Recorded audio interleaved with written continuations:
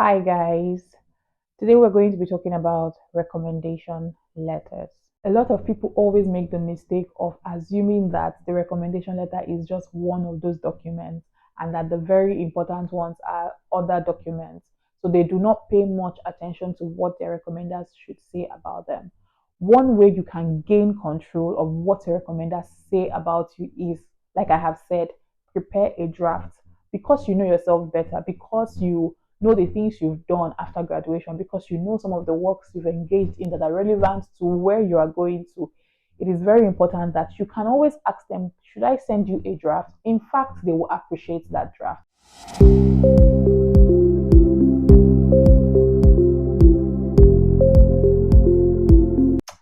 So if you're new here, I would like you to please like, share, comment, as well as subscribe and turn on the notification button so that you get the videos as soon as I post them.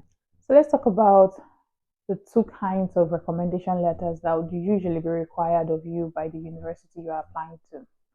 The first one is the academic recommendation letter, while the second one is a professional recommendation letter. So based on content, these two letters are not so different, but based on the person writing it and based on why they are writing it, it's likely to be different. For example, the academic recommendation letter is written by your professor, your lecturer, someone who had taught you before in the university, maybe undergraduate or master's degree, depending on what or who you want to apply for you.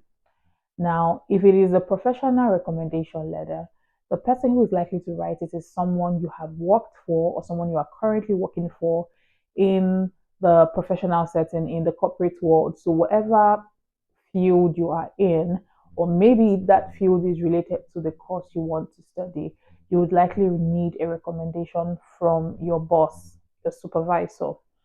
And the professional recommendation letter is usually very important for people who have had gaps in years before wanting to further their studies. So, for example, let's say you did your bachelor's degree about 6 years before you want to go for your master's. It is expected that you can explain that gap of 6 years by, say, maybe you've been working for 6 years.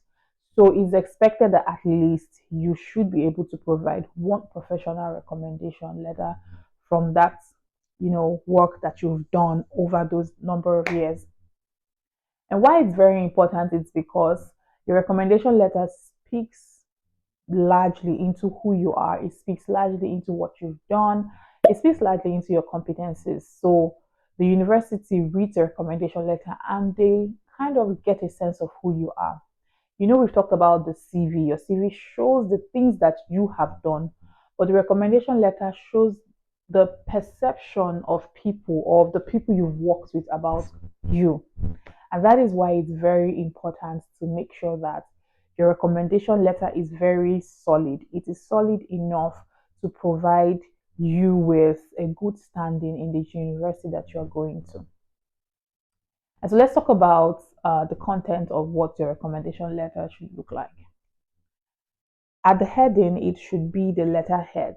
So if it is an academic recommendation letter, it should be the letterhead of the university or of the department, depending, but it should be on a professional or on a corporate, kind of letterhead. So if it's a professional recommendation letter, it should have like the name of the organization and, just anything to indicate the name of the organization. Usually it has the name and probably the address or some phone numbers to call. That's usually what the letterhead looks like. So it could be institutional or it could be corporate. Next, we have the address. By address, we mean the address of who is writing it for you. Remember that your letterhead already contains everything about the institution or the school or the office or the organization that that letter is coming from, right? But when we talk about the address, we're talking about the address of the person or the title rather of the person who is recommending you.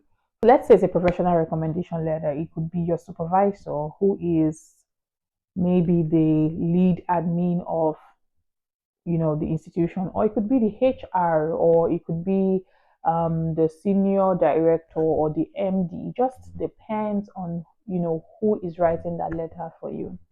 And so the title of the person, the name of the person, and then the date of that letter, the day the person is writing that letter. So that's the date. Now, the next thing the person wants to do is to write the title. By title, we mean letter of recommendation for your name, like who you are. Why this is very important is so that it doesn't just look like a letter without a purpose. So he has the title, because also remember it's a formal document. So the title should just be something as simple as letter of recommendation for then your name. The next thing is the body of the letter. This body of the letter is what speaks volumes into what your application would look like, into who you are, into what you've been doing, into how the university should perceive you. The first paragraph of the content of this letter should tell the graduate admissions committee how the person writing this letter knows you. So it should be very clear how they got to know you. It could be that they were your advisor in the university, it could be that they were your supervisor, or just a lecturer who taught you a course that is very relevant to you, or that you performed well, or someone you worked with as a teaching assistant or a research assistant in the university. That first paragraph should clearly state it. It should clearly state the university if it's an academic recommendation letter, but if it is a corporate recommendation letter, it should also clearly state it. I am the supervisor of this person. She has worked with me, or he has worked with me in this capacity, so that the reviewer know who is writing that letter and why they're also writing the letter for you. And going further, they can state some of the remarkable things that you have done while you were working with them. It could be that you did an excellent data collection if you were a research assistant. It could be that you were very good with data analysis. It could be that you were very good with data visualization. Just depends on the reason. And make sure that the recommendation letter, the content of the recommendation letter, is well tailored to the course you're applying to. So don't let it just be too vague. You can streamline it to be 1 to 3 very relevant skills that your recommender talks about. The next thing is for the recommender to write about how remarkable the things you have done are in the line of your field. It could be that you worked with them as a researcher. They talk about how remarkable your research was, how remarkable, how you performed well, how you carried out data collection, how you carried out the analysis, how you were able to present the results, how maybe you even went further to publish that paper in an international or local journal even. The essence is to portray your passion for either teaching or research, or to portray your passion that, oh, this person has gathered skills enough in the workplace that will be relevant for this graduate studies that they're about to go into. And going further into like the second paragraph, it is very important that your recommender also talks about how well you work in a team, your collaborative skills, how much of a team player you are, how you've been able to make impact in so many ways. And do not forget that they should show rather than tell, because it is very important for the graduate committee to see that thing that your recommenders want to show. So it's very important that your recommenders give examples. They are very explanatory. Also note that they can as well just give slight story. Just one story can do justice to it. Very brief, but that story highlights the different things that you want them to know. Now we'll be moving to the next paragraph, which should talk about some of your personal qualities, your personal character, how you've if it's a student, if it's an academic recommendation letter, how probably you were a good student, how you were persistent, how maybe you'd not allow certain challenges that you encountered while in school to affect you. They just need to talk about your perseverance, your strength, and how you also have grown over the years, because these are some of the things that would tell the graduate committee that this person is really willing to work. It would tell your recommender that you are able to stay through the rigorous processes of the graduate school. Also, they should also speak into your leadership achievements. Your leadership achievements shows that you have the ability to take up certain responsibilities. You can be able to fend for yourself if you are in the graduate school, or if they admit you into the university. They should be able to tell maybe you've taken just one role, or even if it was not one role, maybe they can just say that you are very assertive, and that whenever, depending on the situation, you are able to take up or think creatively to be able to do that particular task. Now, note that it is not, there is no one rule kind of template, but these are the things that should at least feature in the content of a recommendation letter. Now, to close that letter, your recommender should be able to summarize in one or two sentences everything they have been saying about you.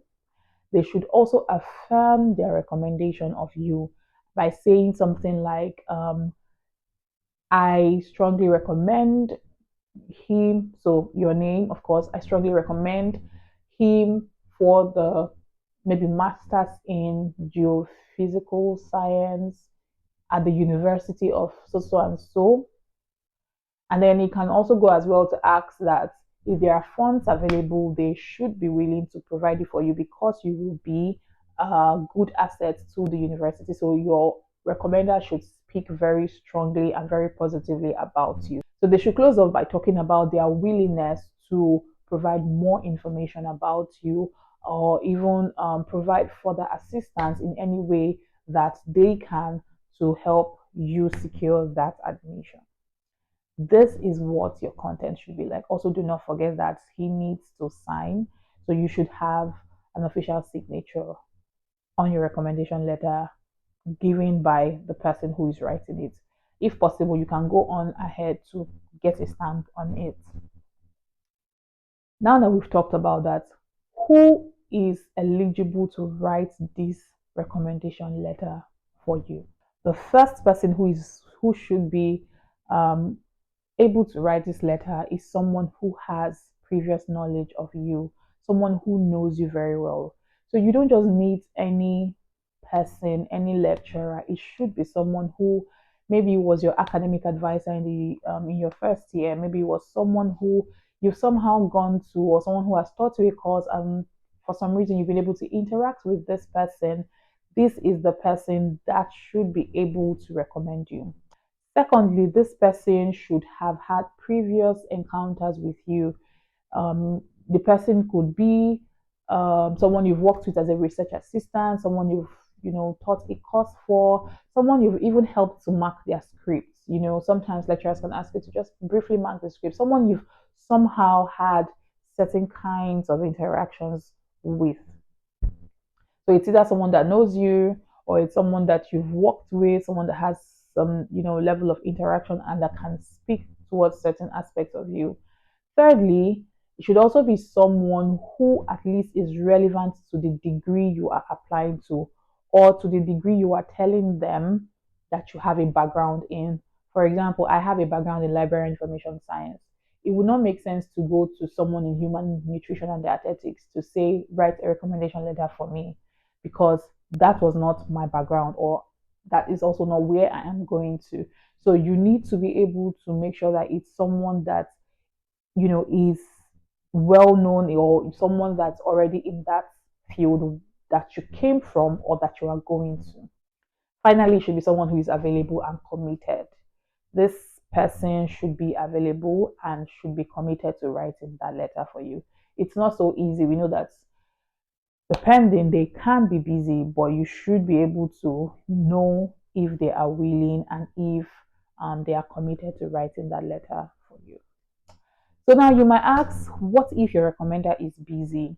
The truth is that they are always busy, especially if it's an academic recommendation letter that you want. They are always busy.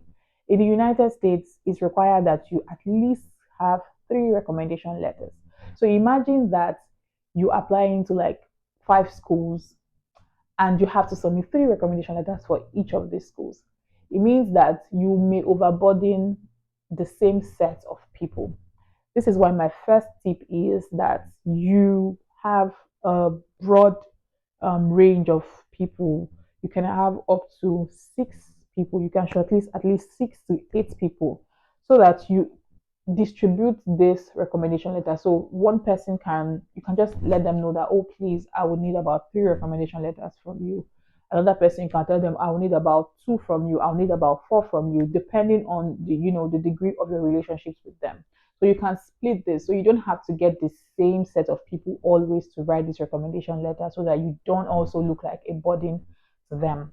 So the first thing to do is shortlist at least 6 recommenders, people who know you, people who are committed, people who are available, that can write something good for you.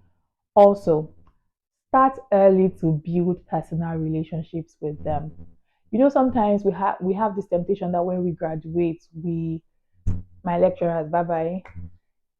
Yes, that's true too, and you really do not owe them a lot as such in that light, right? But the truth is, you still owe them. They taught you, they made impact. So start early to build that relationship. If you've graduated and you are seeing this video, it's better to call them just to say hi. You know, how are they doing? How has school been? If you are around, you can just drop by the department and say hi, just talk to say hello, to greet you, and maybe just buy 1 or 2 gifts. Do not even talk to them about the recommendation at that time. Maybe after 2 interactions, you can just briefly bring it up with them that, hey, look, I planned on doing this, and I'm thinking that you are the best person who can do this for me. And that's it. All right. Start early to inform them also about your aspiration, because universities will always open like in August, for you to start your application. You don't want to talk to them that August. You want to talk to them like a month or 2 months earlier, telling them that these are the things I want to do. Um, I would like you to be my recommender. You can as well give them your CV, give them your statement of purpose, and plead with them to review it for you, just so that they get a sense of what course you're applying for, what part you want to tow, and so that it also gives them a sense of what to write about you. So if you eventually put down their names and their details, you can in between send them reminders. Don't bug them with the reminders. Send them, intermittent reminders, letting them know that the deadline is almost close. And that means that you should actually have done this, or you should give them, some space in between you from when you eventually put their details on the site to the application deadline, so that they have ample time to write this thing. And do not forget to always say thank you to them when they eventually write this recommendation letters for you.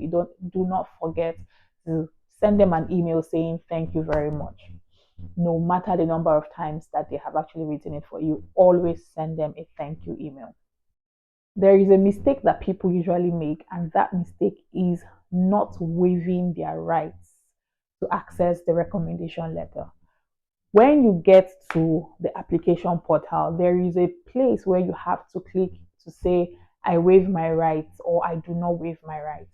What it means is that you do not have access to see what your recommenders have written about you, or you have access. So if you waive your right, it means you don't have access to it. But if you do not waive your right, it means you have access to it. My advice, and the advice of most people, is waive your rights. Why? Because if you do not waive your rights, it signals to the graduate committee that you do not trust the person who is writing that recommendation letter for you. So it's best to waive your rights so that you at least give them the hint that I trust this person, and that I do not see what this person is writing, but I know that this person is going to write something good about me. Now, let's talk about alternatives. Alternatives to approaching a busy professor or approaching a busy boss. How do I go about it?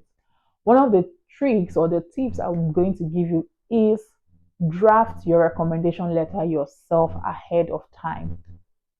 You can draft it in a Word document and send to them to say they should proofread it for you. What this does is it saves them the time, it saves you the time, it saves them the time.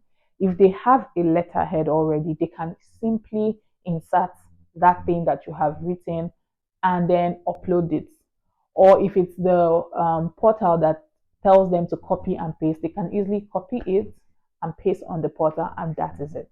So it is very important that you draft your letter ahead of time. Draft 3 different letters or even 5 different letters. What this does for you is that you distribute it to different people. Make sure that the information contained in each of these letters, because there are different universities at each point in time, make sure that the information contained is edited well to suit the particular university you're applying to, so that you don't take the information of another university and put it in the information of this, particular one that you're applying to. So distribute those letters to them. And every time that you need to apply to a new school, make sure you send them an updated recommendation letter, an updated draft of a recommendation letter. That is like the best way to keep them, because sometimes they may not remember to edit certain parts. So don't expect that the first draft is enough when they have to do multiple recommendation letters for you. And do not forget to always say thank you after each of that. So this video is to give you insights into what a great recommendation letter should be. I hope this video has been helpful to you. Please do not forget to like, to share. Please comment and tell me some of the challenges you have encountered when approaching lecturers or your boss for recommendation letters. And then subscribe to my channel, and I'll see you in the next video. Bye.